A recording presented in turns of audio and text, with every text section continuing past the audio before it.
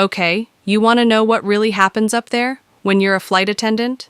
I mean, really happens, beyond the forced smiles and the calm, practiced voice that tells you to buckle up during turbulence. That's the glossy brochure version. I'm Stella, and after 10 years of living half my life strapped into a jump seat at 30,000 feet, I need to tell you about the other side. The side that's messy, sometimes ugly, often hilarious, and occasionally so achingly human it takes your breath away. This isn't just a collection of wild stories. This is the stuff that's settled in my bones, the experiences that have shaped me, maybe even scarred me a little. It's the constant whiplash between glamour and grit, the profound loneliness you can feel in a cabin packed with 300 souls, and the unexpected connections that flare up like shooting stars in the sterile, recycled air. So, if you're ready for the unvarnished truth, the secrets, the sex, the chaos, the quiet heartbreaks, and the moments that somehow still make me believe in people, then buckle up. This is my unfiltered life, the one that unfolds after the cabin lights dim. The first thing you need to understand is that we're not just flying waitresses. Yes, coffee and tea are involved, but so is emergency medical training, firefighting drills, dealing with human traffickers. It's a real thing we're trained to spot, and the sick feeling in your stomach when you suspect it is something you never forget. Calming down people having full-blown meltdowns over the most trivial things, and yes, sometimes dealing with death. The training is brutal, not just on emergency procedures, but on handling the unpredictable messiness of human beings trapped in a metal tube for hours. I still have vivid flashbacks to training, being screamed at by instructors while trying to evacuate a smoke-filled simulator, the cold dread of practicing an emergency water landing, the sheer panic of trying to remember medical protocols for a dozen different scenarios. They break you down to build you back up, resilient and unflappable. Or so they hope. The truth is, a part of you always remains a little broken, a little more raw than before you started. Let's hit the big one first. The Mile High Club. Yes, it's real. People try it way more often than you'd think. Is it sexy? Almost never. Those lavatories are barely big enough for one person to have a decent cry, let alone two trying to achieve synchronized orgasm. I've seen the aftermath, caught people mid-attempt, the fumbling, the sheer panic in their eyes when they realize they've been caught with their pants, literally, down, because they didn't lock the door. Usually, we just give a stern look, maybe a sigh that carries the weight of 1,000 such encounters, and tell ourselves to triple sanitize that tiny bathroom later. One time, on a packed flight to Vegas, a couple tried to join the club. They were young, clearly drunk and giddy. The woman came out first, adjusting her dress, looking flushed. The guy followed a minute later, but he'd somehow managed to leave his underwear behind. Another passenger found it later, a pair of bright red thong briefs, and handed it to me with tongs he'd swiped from his salad, a disgusted look on his face. The original owner never claimed them, unsurprisingly.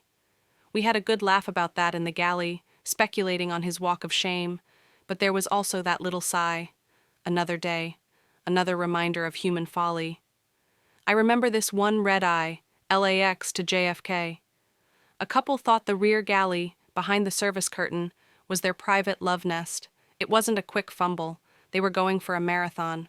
We could hear the cart they'd braced themselves against creaking, muffled giggles, gasps. Brenda, my senior flight attendant, a woman whose face was a roadmap of every emotion known to humankind, etched by decades in the sky, just poured coffee and said, her voice dry as the desert air, "Let them wear themselves out. They'll complain less about the landing." The nerve was almost admirable. The cleanup, however, was disgusting. That cart was sticky. Some bodily fluids are harder to explain on inventory checks than others. Code Romeo-Juliet, we call it, when a couple leaves a biohazard. That's one of those airline dirty secrets. The sheer grossness we sometimes have to deal with, all while maintaining that professional smile. Another is what happens with special meals. Sometimes, if a passenger orders a rare vegan or kosher meal and then doesn't show, there's a silent, sometimes not so silent, battle among the crew for who gets it, especially if the standard crew meals are particularly unappetizing that day. It can get surprisingly competitive. A good meal can be a small beacon of joy on a long, tiring flight. It's not just passengers, though. Crew have lives too, especially on layovers. Imagine being dropped into a new, exciting city for 24 or 48 hours with people who get your bizarre life, this strange existence suspended between time zones. Things happen. Romances spark, fast and furious, like a tropical thunderstorm, intense and quickly over. Or sometimes they simmer into something steadier, a comfortable companionship that understands the silences as much as the laughter. Layovers in places like Bangkok or Amsterdam were legendary for crew antics. There was an unspoken rule: what happens on layover stays on layover. This led to some incredibly wild nights, exploring hidden bars down nameless alleys, dancing until dawn in clubs throbbing with unfamiliar music, sometimes waking up in a colleague's hotel room with a vague memory of how you got there and a pounding headache that felt like a 747 was taxiing through your brain. It was a way to blow off steam from the high-stress environment of the job, a desperate grasp for normalcy, or at least a thrilling escape from it. The loneliness of the job can be profound, and those shared moments of abandon were a shield against it. I had a thing with a pilot, Marco. Classic, I know, almost a flight attendant rite of passage. He was Italian, devastatingly handsome in that rugged, sun-weathered way, with that intoxicating blend of authority and charm that pilots seem to cultivate like a second skin. Our first real encounter was in a Singapore crew hotel, the air thick with humidity and unspoken possibilities. Drinks at the hotel bar, where the conversation flowed as easily as the wine. A shared taxi ride where his hand kept accidentally finding my thigh, sending little jolts of electricity through me. And then his room, with the city lights spread out like a carpet of scattered diamonds below. The sex was explosive, almost desperate, fueled by that constant feeling of being in transit, that unspoken knowledge that this was a stolen moment, ephemeral and precious. We weren't a couple in the normal sense. We were two people finding warmth and a fierce connection, miles from anything familiar. The couple horniness you might feel on a date is amplified tenfold when you're constantly surrounded by strangers, and then suddenly, intensely, alone in an exotic place. He loved to build the tension, whispering things in my ear during pre-flight safety checks that would make my cheeks burn under my professional makeup, a private, charged joke between us while the cabin was still boarding. He'd describe in Italian, a language I barely understood, but whose cadence was undeniably sensual, what he wanted to do to me once we reached our layover hotel. Each syllable was a promise, a spark that lit a fire of anticipation that smoldered throughout the flight. One layover in Paris, he outdid himself. A private dinner cruise on the Seine, the lights of the Eiffel Tower glittering like a personal firework display. Champagne, his attempts at reciting poetry, which were endearingly terrible, making me laugh until my sides ached, and then back to his ridiculously opulent, upgraded hotel room. Another pilot perk: the better rooms always seemed to find them. We spent hours that night just exploring each other, trying to memorize every detail, every touch, as if imprinting the memory onto our skin. The passion felt urgent, almost raw, like we were trying to cram a lifetime of intimacy into a few precious hours. Our naughty couple activities weren't just about sex, they were about sharing secrets whispered in the dark, about creating a temporary, sacred world just for us, a bubble against the chaos of our lives. He used to say our foreplay began the moment we clocked in for a flight together, the shared glances across a crowded cabin, the brief, electric touches in the galley when no one was looking, all building until we could finally be alone. He'd sometimes leave little notes for me, tucked into my crew meal tray, suggestive, sweet, or just silly, little things to make me smile and heighten that delicious anticipation. One note simply read, "Room 714, midnight. Don't be late. Wear that red thing I like." The thrill of that illicit promise, the secret shared between just us, carried me through an otherwise tedious 8-hour flight, a warm counterpoint to the drone of the engines. That red dress became our little signal, a silent confirmation of the night to come. And the truly weird airline dirty secrets? The sheer volume of lost property is insane, a testament to human forgetfulness. Wallets, phones, laptops are common. But we also find the bizarre: sex toys of every imaginable shape and size, sets of false teeth grinning from seat pockets, even urns containing human ashes, which always leads to a frantic search for the bereaved relative. One time, a single, very expensive-looking prosthetic leg was left in an overhead bin. Perfectly good, state of the art, never claimed. How do you just forget a leg? Another secret, those crew rest areas on long-haul flights? Tiny coffin-like bunks hidden away, usually above the main cabin, officially for sleeping. Unofficially? Sometimes, especially on a long, dull flight where boredom hangs heavy in the air, if two crew members are feeling adventurous, and their break times align, well, those bunks have seen some action. It's cramped, incredibly risky, getting caught means serious trouble, and wildly unprofessional, but the thrill, the sheer audacity of it, is a powerful motivator for some. The walls are thin too, so discretion is key, though not always achieved. I once shared a crew rest with another attendant, and we could hear very distinct, rhythmic sounds, accompanied by muffled giggles, coming from the bunk above us.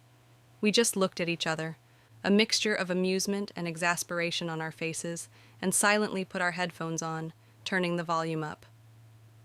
Let's talk more about couple horniness among passengers. It's a weird vibe on planes. Maybe it's being stuck together in enforced intimacy, the low hum of the engines acting as a strange aphrodisiac, or just plain boredom, but long flights can turn into a real show. Couples who looked like they barely tolerated each other at the gate, arguing over baggage or boarding passes, are suddenly all over each other under those flimsy airline blankets once the lights are dimmed. We see you. We always see you. The discreet, or not so discreet handjobs.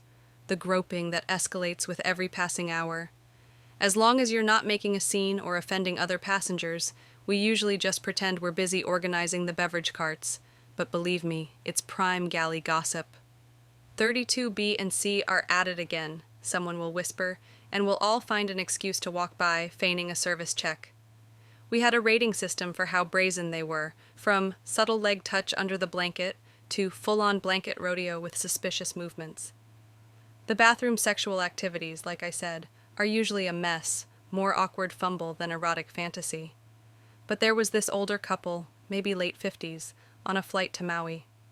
Clearly madly in love, the kind of comfortable, easy affection that makes you smile.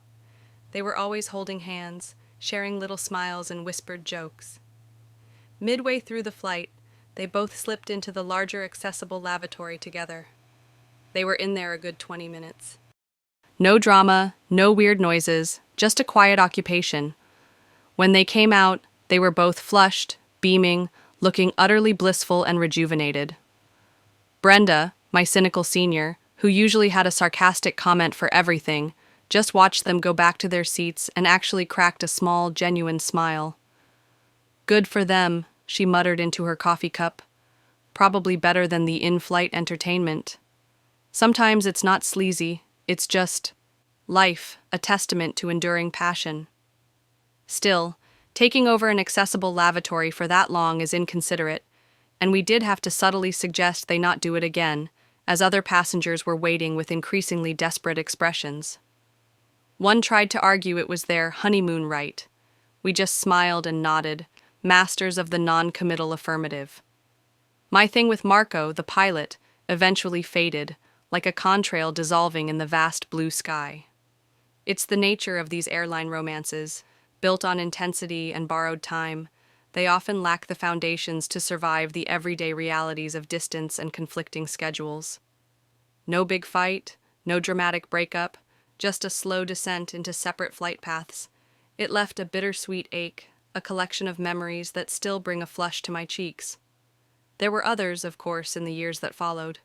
A witty architect I met during a 3-day layover in Rome who showed me parts of the city tourists never see, our connection intense and fleeting, burning bright before fading with the dawn.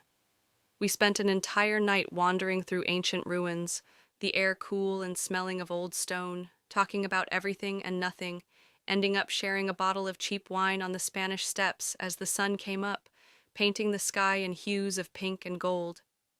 That was followed by a passionate, sleepy morning in his tiny, sun-drenched apartment overlooking a bustling piazza. A fellow flight attendant from a different airline, Our paths crossed for a whirlwind few months of shared hotel rooms and understanding glances across airport terminals, a silent acknowledgement of our shared strange lives. Each was a chapter, a lesson in intimacy and the art of letting go, of cherishing the present because the future was always so uncertain. One airline dirty secret is the power of the scheduling department. They are the unseen gods who dictate your life, your sleep patterns, your social life, or lack thereof. Befriend someone in scheduling, you get the good trips, the nice layovers in Paris or Sydney, with decent rest periods. Annoy them, even unintentionally, and suddenly you're doing endless turnarounds to Cleveland in January, with minimum rest and maximum misery.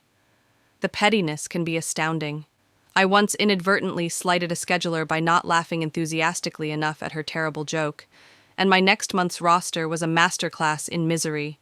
All minimum rest, maximum duty, and flights to places where the only highlight was the slightly less stale sandwich in the hotel vending machine. And the gossip. The crew grapevine is faster and more accurate than any official memo. We know who's dating who's pregnant, before they've told HR, often deduced from sudden aversions to certain food smells, in the galley, who's about to get fired, all whispered over lukewarm coffee in the galley during the dead hours of a long-haul flight. I remember a brand new flight attendant, Sarah, barely out of training, her eyes still wide with a mixture of excitement and terror. She got caught by a notoriously strict captain trying to sneak a whole tray of business-class desserts, the good ones, with the little chocolate shavings, into her crew bag after service. Instead of formally writing her up, which would have been a serious mark on her record and could have cost her her wings, he made her stand in the forward galley and eat every single one of those rich, creamy desserts in front of him and the purser. It was a brutal, humiliating display of power, a uniquely airline way of teaching a lesson. Her face was a mixture of shame and burgeoning nausea as she choked down the last profiterole. She never stole so much as a sugar packet again. These are the unwritten rules and punishments that govern our world. Another secret is how often minor mechanical issues are downplayed to passengers to avoid panic or delays. A slight technical difficulty with a sensor, ladies and gentlemen, nothing to be concerned about, can cover a multitude of sins, as long as safety isn't compromised. We become experts at delivering these lines with absolute calm, even if our own stomachs are churning a little. The personal cost is high. I relied on sleeping pills for years to try and manage the constant, brutal time zone shifts, my body in a perpetual state of rebellion. My apartment often felt more like a storage unit for my suitcases and a place to do laundry than a home. Friendships on land just dissolved, fading like old photographs. People don't understand why you're always exhausted, why you can't make plans more than a few weeks in advance, why you flinch when someone mentions an early start. There was a time I got so burnt out, so jaded, I felt like a hollow shell just going through the motions. Every passenger request felt like an intolerable burden, every delay a personal affront. I remember one flight from hell, extreme turbulence that sent food carts flying and passengers screaming, multiple passengers vomiting. The smell alone was enough to make you gag. An engine issue that led to an emergency landing in some tiny, forgotten airport in the middle of nowhere. And to top it all off, the air conditioning failed, turning the cabin into a humid, fetid oven. By the time we got everyone off, I was drenched in sweat, probably some anonymous person's vomit, and on the verge of a complete and utter breakdown. A passenger, as he was deplaning, actually complained that his complimentary peanuts were stale. I almost snapped. I truly almost lost my job that day. I locked myself in the lavatory for 10 minutes just to cry, hot, angry tears, and pull myself together enough to face the next crisis. But then, small things pull you back from the brink. Tiny glimmers of light in the overwhelming darkness. A child gives you a crayon drawing of the plane with a heart, and "Best Flight Attendant" scrawled underneath. An elderly passenger sincerely thanks you for helping with their bag, their hand papery and frail in yours. A shared hysterical laugh with a colleague in the galley over something utterly ridiculous, a moment of pure, unadulterated silliness that cuts through the stress like a knife. One time, a group of musicians on their way to a festival started an impromptu concert in the aisle after we hit a long delay on the tarmac. They played acoustic guitars and sang, their voices surprisingly beautiful in the confined space, and soon half the plane was clapping and singing along, a spontaneous community forged in frustration. It turned a potentially volatile situation into something magical, a shared human experience. Let me tell you about Liam. He was my long-term, on-again, off-again guy, not in the industry, which was both a blessing and a curse. He understood my need for stability, even if he couldn't fully grasp the chaos of my working life. He surprised me once by booking a ticket on my flight to Sydney. I had no clue until he was walking down the aisle to his seat in economy, a sheepish, hopeful grin on his face. The shock on my face must have been comical. We played this game of stolen glances and secret smiles the whole flight. I accidentally gave him extra cookies and a better wine from business class. During the dark, overnight part of the flight, when the cabin was hushed and most passengers were asleep, he feigned needing to stretch his legs and came to the rear galley, where I was on duty with another flight attendant, Sarah, who was in on the surprise and quickly found an urgent task up front. Liam backed me into the tiny space between the carts, the galley lights dim, the only sound the hum of the engines, the cabin a sea of sleeping shadows. "Missed you," he whispered, his breath warm on my neck, his eyes dark with affection. It was so risky, so unprofessional, but so damn exciting, my heart hammering against my ribs. Passionate kisses, his hands sneaking under my uniform jacket, caressing my back, sending shivers down my spine.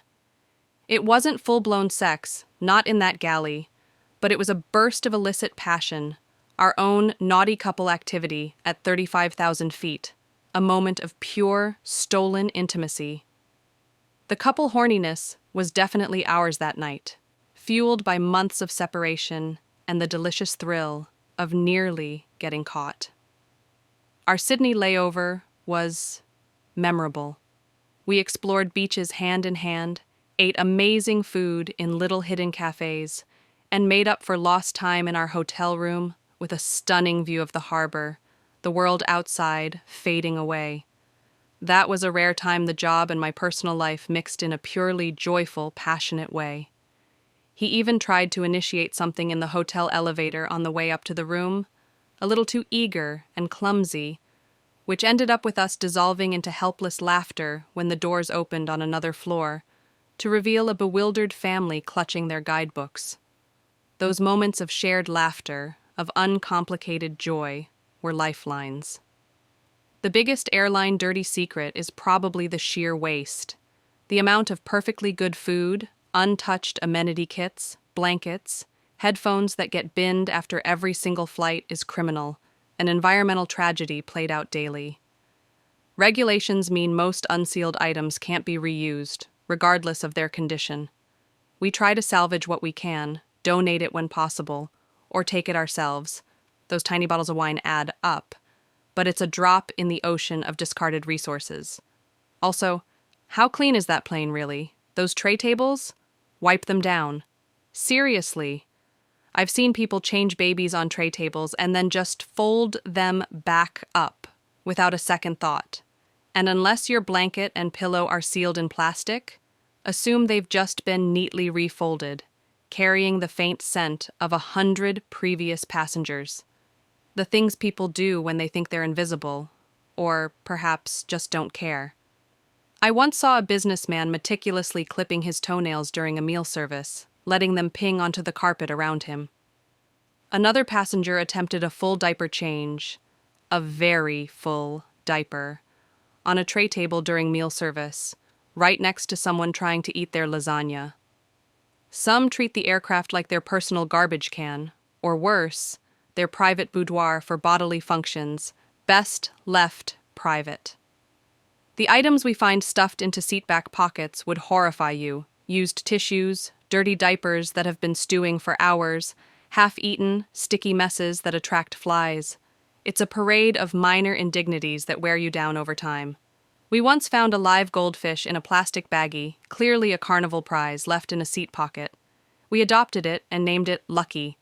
It lived in a bowl in the crew room for a few months, a tiny, silent witness to our daily dramas. And the crew politics are a soap opera worthy of its own TV show. Pursers, lead flight attendants, can be your best friend and mentor, or your worst nightmare, a petty tyrant ruling their metal kingdom with an iron fist. Pilots range from god-complex martinets who treat flight attendants like glorified servants, to genuinely lovely colleagues who share jokes and flying tips. Cliques form, alliances shift, feuds simmer for years, all played out across continents and time zones. If a captain decides they don't like you, your trip can become a masterclass in passive aggression and relentless scrutiny of your every move. Get on their good side, and suddenly minor rules are more like vague suggestions. I knew one purser who would confiscate unopened bottles of champagne from first class if she deemed the passengers unworthy, i.e., particularly rude or demanding, and then share them with her favorite crew members on layover. Technically theft, but it fostered a certain rebellious loyalty. I've also witnessed incredible humanity, moments that restore your faith in the species. During a major medical emergency over the Atlantic, a passenger collapsed, turning a terrifying shade of gray.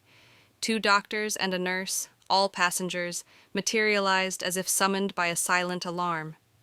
They worked seamlessly with us for hours, using our limited medical kit to stabilize a man who'd had a massive heart attack. They were calm, professional, and utterly focused. They saved his life. We were just their assistants, fetching equipment, relaying information to the cockpit, but witnessing that kind of selfless dedication, that sheer competence under pressure, was awe-inspiring.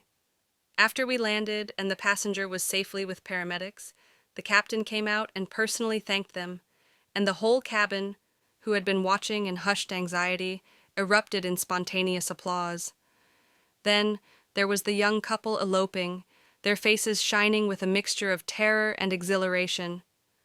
They were so nervous and excited, they confided in my colleague, a romantic at heart. During a quiet spell in the flight, we dimmed the main cabin lights, made a little announcement congratulating them.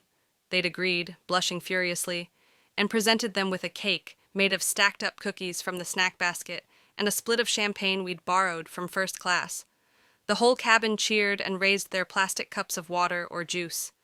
It was a genuinely sweet, spontaneous moment of shared joy that reminded us why we sometimes love this crazy, unpredictable job. They even asked me and another flight attendant to be their witnesses by signing a cocktail napkin for them, which they said they'd frame. One more bathroom sexual activity story, because they're often so comically disastrous, they deserve their own category. This was a short hop, maybe 2 hours. A young couple, clearly in the first flush of intense love, or perhaps just intense lust, were all over each other from the moment they boarded. Kisses that looked like they were trying to inhale each other, hands wandering with impressive dexterity. Predictably, mid-flight, they made a beeline for the same lavatory. On these smaller jets, the lavs are minuscule, barely enough room to turn around. We heard giggles, a definite thump, an oof. My colleague and I just raised our eyebrows at each other over the beverage cart, a silent acknowledgement of the inevitable. A few minutes later, the door flies open, and she stumbles out, hair wild, lipstick smeared across her chin, grinning from ear to ear like the cat that got the cream. He follows a second later, looking equally rumpled and triumphant, though slightly dazed. The best part? He'd managed to slam his shirt in the lavatory door when he closed it from the inside. About 6 inches of his brightly patterned shirt tail was visibly trapped, flapping outside the door like a tiny, sad flag of surrender as he swaggered back to his seat, completely oblivious. The passengers in the row behind them were struggling to keep straight faces, tears of mirth in their eyes. We discreetly sorted out his flag of triumph later, when he went to the loo again, alone this time. The guy even had the audacity to ask me later, with a wink, if there was a comments card for the excellent onboard facilities and privacy. I just smiled sweetly and offered him another bag of pretzels. This job hollows you out and fills you up at the same time. A strange paradox. You become tougher, more cynical, your patience worn thin as an overused airline blanket. Yet somehow you also become more empathetic, more attuned to the subtle currents of human emotion. You learn to read people instantly, to de-escalate drama with a smile or a firm word, to offer comfort with a gesture. You collect stories, beautiful, ugly, hilarious, heartbreaking, like precious, fragile souvenirs. I've learned more about human nature in 10 years of flying, about its capacity for cruelty and for breathtaking kindness, than I could have in 3 lifetimes lived on solid ground. After a decade, I'm wondering what's next. The roar of the engines at takeoff still gives me a buzz, a Pavlovian response of anticipation. The view from my office window, a canvas of constantly changing clouds, sunsets that set the sky on fire, the glittering tapestry of cities at night, is still unbeatable. The bonds with my crew family, the people who understand this bizarre life without explanation, are deep and irreplaceable. But my back aches more, a dull, constant companion. My patience for nonsense is thinner than it used to be, and the pull towards a life lived on solid ground, a life with roots and routine, gets stronger with every passing year. I dream of having a garden, of planting things and watching them grow. I dream of a dog that doesn't just see me once a month, whose tail wags with unadulterated joy when I walk through the door, not just with polite recognition. I dream of making plans that don't depend on a flight schedule and a prayer that I won't be too jet-lagged to enjoy them. Would I trade it? The years of chaos and adventure, the heartaches and the highs? Never. For every passenger from hell, there's one who reminds you of the quiet good in people. For every soul-crushing delay that leaves you stranded in a soulless airport hotel, there's a sunrise over a new ocean, so beautiful it makes you cry. For every lonely night in a sterile hotel room, the silence broken only by the hum of the mini-fridge, there's a moment of shared hysterical laughter in the galley with colleagues who have become family that makes everything okay, at least for a little while.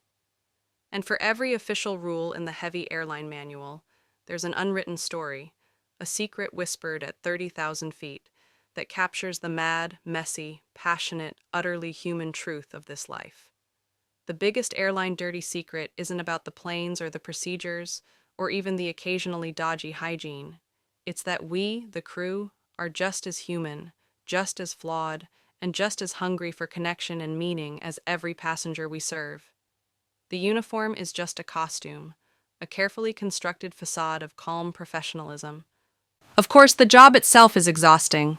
The jet lag is a relentless thief, stealing your sleep, your energy, your sense of time. It gnaws at you, leaving you feeling perpetually out of sync with the rest of the world. You miss everything important back home. Birthdays become FaceTimed apologies. Weddings are photos you see weeks later.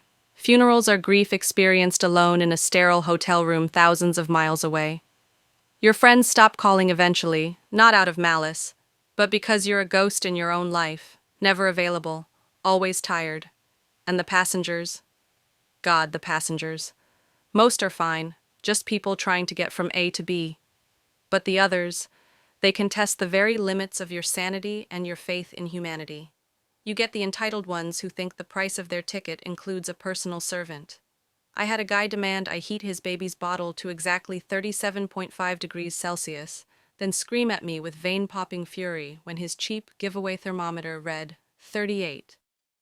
I calmly explained that our ovens weren't precision medical instruments, to which he threatened to report me for endangering his child's delicate constitution. Then there was the woman who insisted her emotional support peacock, yes, a full-sized iridescent peacock, its feathers brushing the overhead bins, needed its own seat and a special gluten-free organic seed platter. The captain, a man whose patience had clearly been eroded by years of such encounters, had to intervene on that one, his voice like gravel. The airline's dirty secret here is that if a passenger is important enough, read, spends enough money or makes enough noise, rules become surprisingly flexible. That peacock didn't get a seat, but she got a lot of apologies and probably a hefty voucher that could fund its organic seed habit for a year.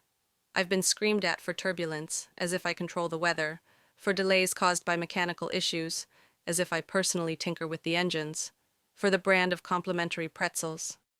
The sexual harassment is almost a daily occurrence, a low-grade hum of discomfort that you learn to deflect, ignore, or sometimes confront.